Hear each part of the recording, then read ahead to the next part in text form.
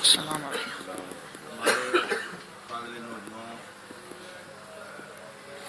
جو کہ کام کر رہے تھے، مجھے ایسے لگ رہا تھا جیسے علامہ ٹہر کا بھی مدد اللہ علی کی روح بول رہی. نعرہ تکبیر، اللہ اکبر. نعرہ رسالت، یا رسول اللہ. محمد ڈاکٹر طاہر قادری صاحب زندہ باد. نچیز گناہگار آدمی ہے. ابھی ریلیز پروگرام تھا، عرس تھا، ہم کافی دیر چلتے رہے سڑکوں پر، تھکاوٹ محسوس ہو رہی تھی اور ان کی باتیں سن کے میرا دماغ چکرا رہا تھا کہ ادھر دیکھیں اللہ رسول کی محبت سے سرشار ایک اللہ والے سے محبت، اور ہمارے دلوں کو ایسے جھنجھوڑ رہے تھے جیسے پتہ چل رہا تھا کہ پکڑ پکڑ کر ہمارے دلوں کو ہلا رہے ہیں کہ جاگو ہے قوم کے جوانوں، جاگو، بوڑھو جاگو. اللہ تعالیٰ نے قرآن پاک میں فرمایا ہے من الجنۃ والناس، کہ وہ تو ہے ہی ہے شیطان، لیکن انسانوں میں بھی شیطان ہوتے ہیں، اور جن سے ٹکر شیخ الاسلام لے رہے ہیں وہ وہی شیطان ہیں جن کو قرآن نے شیطان کہا. ظاہری شکلیں ان کی انسانوں جیسی ہیں، اعمال و کردار کے لحاظ سے وہ شیطان کے بھائی ہیں. حضرت امام حسین رضی اللہ تعالیٰ عنہ کی ذکر فرما رہے تھے دوستو. حضرت امام حسین رضی اللہ تعالیٰ عنہ کو دولت کی ضرورت تھی، دینے کو تیار تھے. عورتوں کی ضرورت تھی، دینے کو تیار تھے. کسی علاقے کی گورنی دینے کو تیار تھے. کیا وجہ ہے کہ حضرت امام حسین رضی اللہ تعالیٰ نے اپنی جان قربان کر دی لیکن یزیدیوں کے ساتھ جھکنا پسند نہیں کیا؟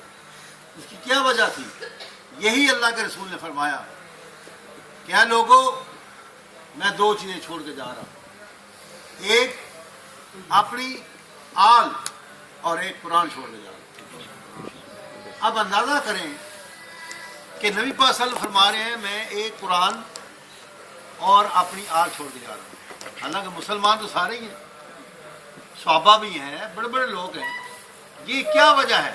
اور پھر فرمایا کہ حسین مجھ سے ہے اور میں حسین سے ہوں. ارے نانا حسین سے تو ہو سکتا ہے،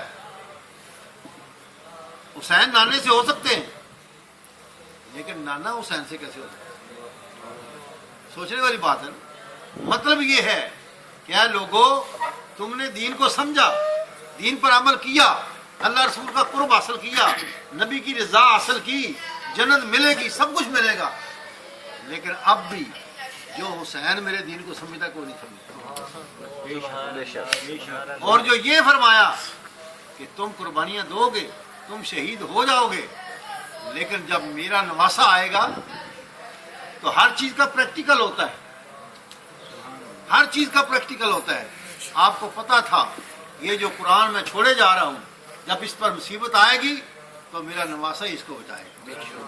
ہم تو یہ کہتے ہیں کہ نبی دین لایا، نبی دین لایا، اصحابہ نے دین پھیلایا اور اہل بیت نے دین بچایا. نعرہ تکبیر، اللہ اکبر. نعرہ رسالت، یا رسول اللہ. نعرہ حیدری، یا علی. شہدائے کربلا، زندہ باد. شہدائے ماڈل ٹاؤن. زندہ باد.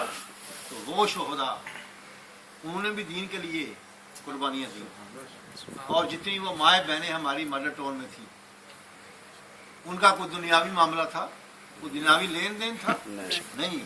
وہ اس جگہ روحانی تسکین کے لیے، علم حاصل کرنے کے لیے، حیا سیکھنے کے لیے ہماری بیویاں گئی ہوئی تھیں، اور ہمارے بھائی جو تھے وہ دین سیکھنے گئے ہوئے تھے، اور اپنے آقا مولا، اپنے شیخ سے محبت سے لبریز وہ اس جگہ کو آباد کرنے گئے ہوئے تھے اور اپنے دلوں کو آباد فرما رہے تھے.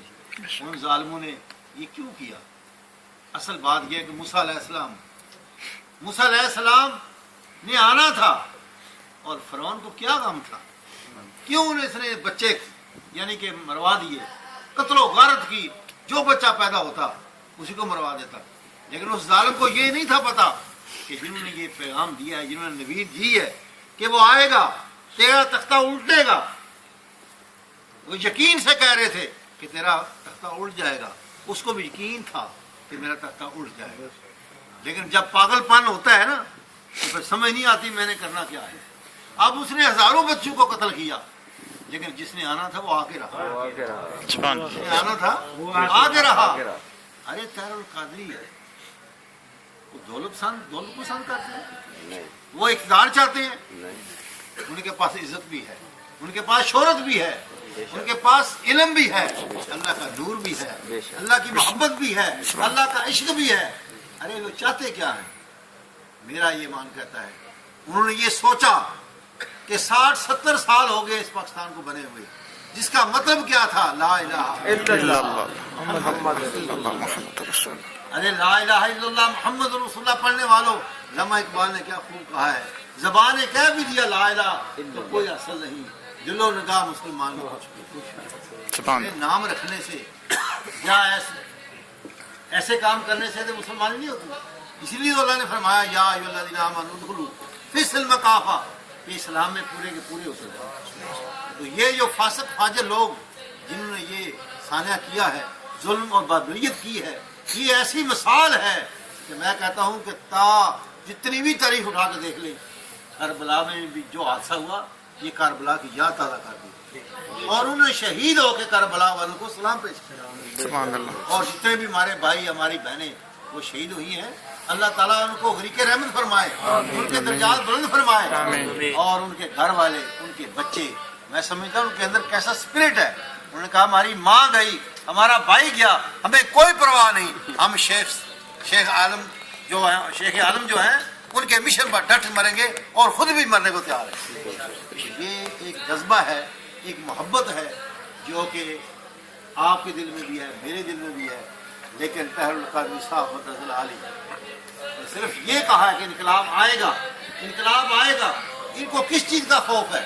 ان کو یقین ہے کہ ہمارا تختہ اٹھ جائے گا، ہم جیلوں میں ہوں گے. وہ بخلا گئے ہیں کہ ہم کیا کریں، کدھر جائیں.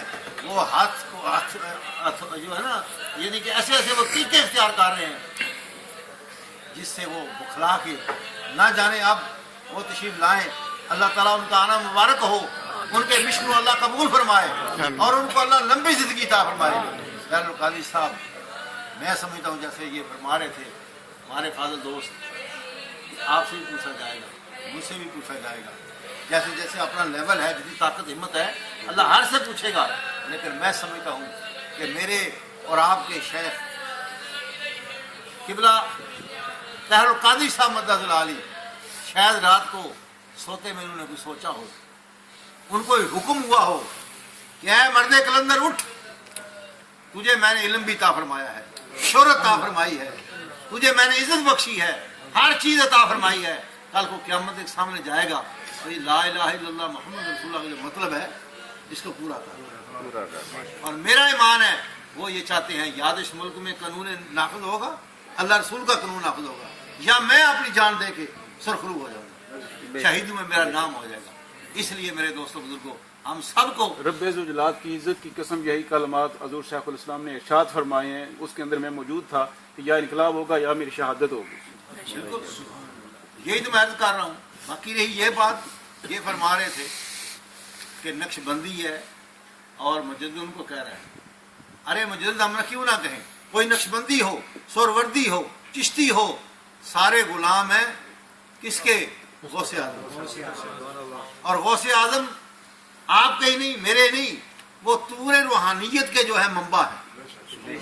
اور میں اکثر یہ کہتا ہوں کہ اللہ تعالیٰ نے جب ابو بکر صدیق کو، اللہ تعالیٰ کے رسول نے جب فرمایا کہ اے ابو بکر نماز پڑھاؤ، تو اللہ تعالیٰ کے رسول نے تمام علم، تمام تصوف، تمام روحانیت، تمام معرفت وہ ان کے سینے میں رکھی. اور جب آپ دنیا سے چلے گئے وہی چیز منتقل ہو کے عمر فاروق کے سینے میں آ گئی. جب آپ گئے وہی چیز عثمان غنی کے اندر چلی گئی، اور وہی چیز ساری کی ساری شیر خدا حضرت علی رضی اللہ عنہ کے پاس آ گئی.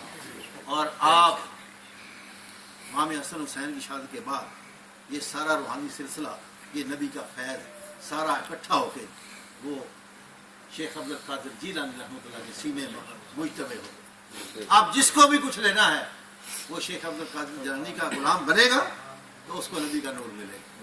اس لیے مجدد ہر کوئی مجدد ہے. مجدد ثانی رحمۃ اللہ علیہ انہوں نے اپنے دور میں کام کیا، اس دور میں یہ مجدد ہے۔ شاید حضرت مجدد ثانی رحمۃ اللہ کی روح نے ان کو پکارا ہو، اٹھ اے طاہر القادری، اٹھتا میرا مشن قائم کر۔ میں نے اپنے زمانے میں اکبر کے سامنے، جہانگیر کے سامنے نہیں جھکا، اور تم بھی ان خبیثوں کے سامنے جھک نہیں۔ تو کوشش کر، محنت کر، ہمارا فیضان، ہماری نظر تمہارے پیچھے ہے، اللہ رسول کا کرم ان کے پیچھے ہے۔ دوستو بزرگوں، حقیقت بات یہ ہے، افسوس سے کہہ رہا ہوں کہ ہمارے سنت الجماعت چاہے پاکستان میں ہوں چاہے یہاں ہوں، ایک آدمی نے ان کے بارے میں بات نہیں کی، اور پھر کہتے ہیں کہ ہم بڑے دیندار ہیں، ہم بڑے سکالر ہیں، ہم بڑے کچھ ہیں۔ اللہ اکبر، نعرہ رسالت، رسول اللہ، نعرہ حیدری، سبحان اللہ۔ کیا وجہ ہے؟ میں نے اس دن بھی یہ کہا، اپنے وہ شہر میں آج لے نہیں سکا، میں چاہ رہا تھا لیکن میں باہر سے آیا جا نہیں سکا، تو میں نے اس دن بھی یہ کہا تھا کہ یہ چھوٹی چھاپڑیوں والے گھبرا گئے ہیں جب سے کھلا ہے تیرا سپر سٹور تیرا، اس طرح کا میں نے شعر لکھا تھا۔ تو اس لیے میرے دوستوں بزرگوں، حضرت مجدد ثانی رحمۃ اللہ علیہ، ہاں میں بات کر رہا تھا کہ سنت الجماعت اس پورے برطانیہ میں شاید کوئی شاد و نادر کوئی لوگ ہوں گے جنہوں نے بربریت پر کوئی اظہار کیا ہوگا، لیکن ان کی محبت کا اظہار نہیں کیا کہ وہ شخص کیا کر رہا ہے اور کیوں مار رہے ہیں یہ لوگ، کیوں یہ اٹھ رہے ہیں لوگ، کیا اس کو اقتدار کا بھوکا ہے؟ وہ ہزاروں غلام ہیں ان کی جتیاں سیدھیاں کرنے والے، یہی بات چاہیے۔ لیکن خدا کی قسم اٹھا کہتا ہوں، وہ صرف اور صرف یہ چاہتے ہیں کہ اس ملک میں غریب کا بول بالا ہو، غریب کا حق دیا جائے۔ جو ہماری مائیں بہنیں راتوں رات اٹھا کے لے جاتے ہیں، نہ جانے کیا کیا کرتے ہیں، اتنے ظلم و ستم ہو رہے ہیں، اور پھر پولیس مقابلے کر کے جس کو نہیں پسند اس کو مروا دیتے ہیں۔ اس لیے وہ جہاد کر رہے ہیں۔ اس لیے میرے دوستوں بزرگوں، جتنے بھی سنت جماعت والے ہیں وہ سمجھتے ہیں ہم سنی ہیں۔ میں خدا کی قسم مسلے پر بیٹھ کے یہاں مسجد میں بیٹھ کے عرض کر رہا ہوں، اگر طاہر القادری سنی نہیں تو دنیا میں سنی ہے ہی نہیں۔ بے شک۔ سب سے بڑا سنی طاہر القادری۔ نعرہ تکبیر، اللہ اکبر، نعرہ رسالت۔ یا رسول اللہ۔